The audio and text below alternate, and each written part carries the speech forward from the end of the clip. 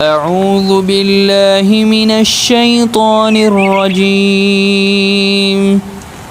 بسم الله الرحمن الرحيم.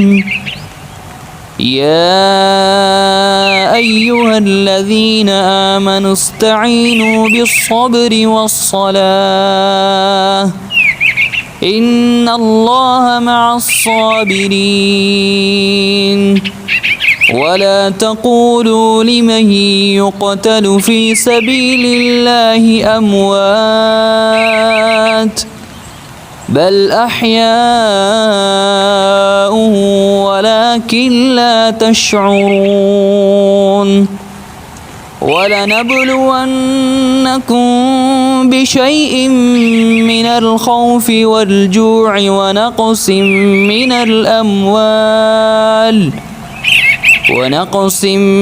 الأموال والأنفس والثمرات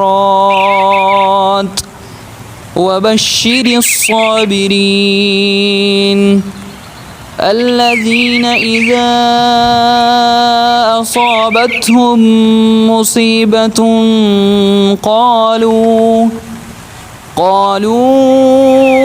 إنا لله وإنا إليه راجعون. أولئك عليهم صلوات من ربهم ورحمة وأولئك هم المهتدون. إن الصفا والمروة من شعائر